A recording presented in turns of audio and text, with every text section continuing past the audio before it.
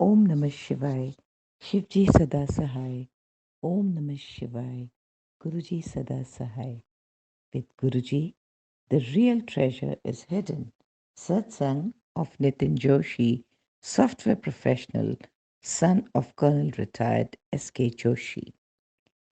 If you could penetrate the worldly facade he presents, if your gaze can see beyond it to him, then you shall be blessed with an all encompassing shelter.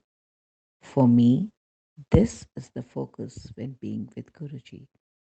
There is a wall made up of your ambitions and desires that keeps you from going to the real him, to achieving his bhakti. With Guruji, your desires and ambitions are put into perspective and fulfilled, though you get what is right, not necessarily what you dream of.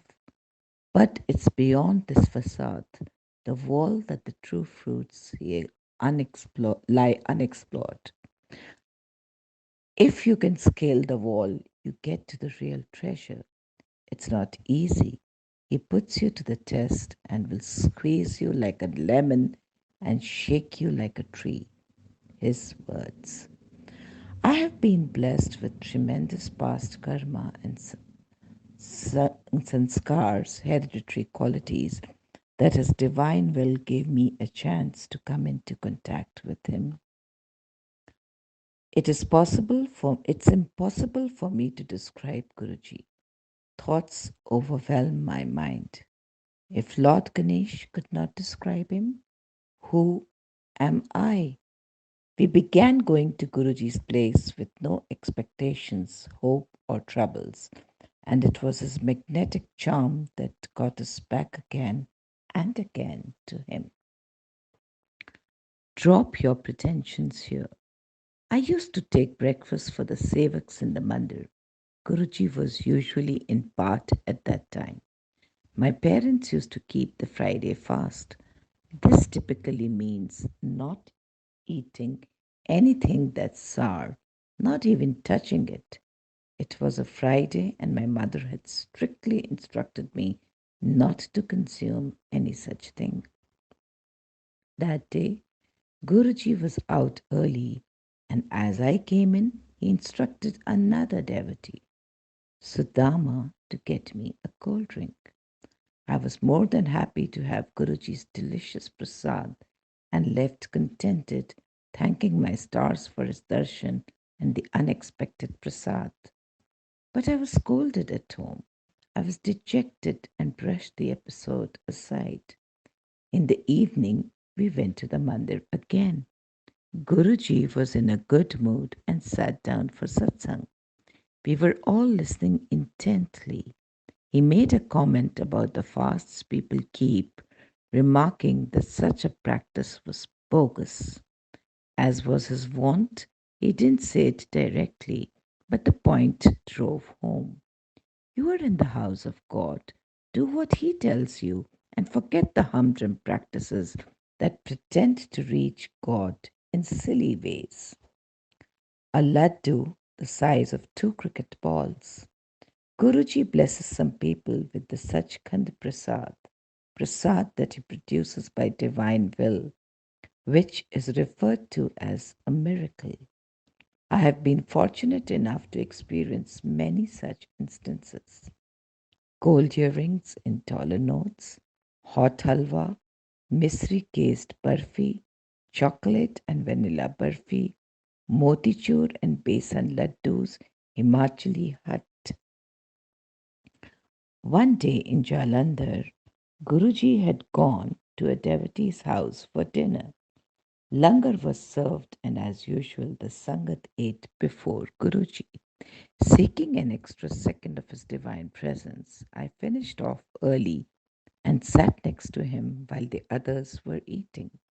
He was sitting straight with his wrist resting on his knee and his fist closed. I felt Guruji would give prasad.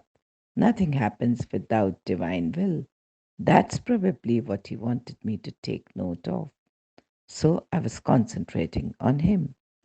As the Sangat gathered around after Langar, conversation started. I was looking at Guruji's fist. Just as he opened it, a laddu as large as two cricket balls appeared, as if you had a piece of sponge that enlarged as you opened your fist. At first, nothing seemed extraordinary, and then it sank in. A laddu had not just been produced out of him, out of thin air, it had grown in size as Guruji's fist opened up. My father, a Fauji, that is, army man, had been posted out of Jalandhar, so operation packing was going on at home. There were wooden boxes, trunks, gunny bags, all of which had to be numbered, lying around the house. In the evening, Guruji visited our house. As soon as he entered, the lights went out and he said, "Emergency light packed in box number 13." Guruji's mannerisms and speech are such that they make us believe that he's just like us. They're a part of the facade until the gravity of what he says sinks in. Often it takes a while for that understanding to develop. So no one heeded his comment. The boxes were not even numbered. A week or so later, when packing was complete and our helper was numbering the boxes with paint, it struck me. I looked at the freshly painted box number 13, and lo, the emergency light was staring at me. I had forgotten what Guruji had said until that very moment. Guruji knows our past, present, and future. Do not pretend. Do not hide. God Almighty Himself. My mother was down with fever. My father and I had put ice packs on her all day, but to no avail. Medicines did not work either, and her fever was not coming down. Suddenly, we received a call from Guruji that he would be arriving at home with the Sangat. He came in only with a couple of people, went into the room where my mother was lying down, and said, "Chala auntie, kuch nahi hoya. Come, nothing's happened." He grabbed her hand and led her to the drawing room. I was at his feet, pressing them. 5 minutes later, Ma's temperature was normal, but his temperature had risen. He takes our illnesses on himself. Can anyone in this world do it? Our karma decides our suffering and well being, and someone who can take my suffering can only be God Almighty Himself. Anantam Shukrana Guruji.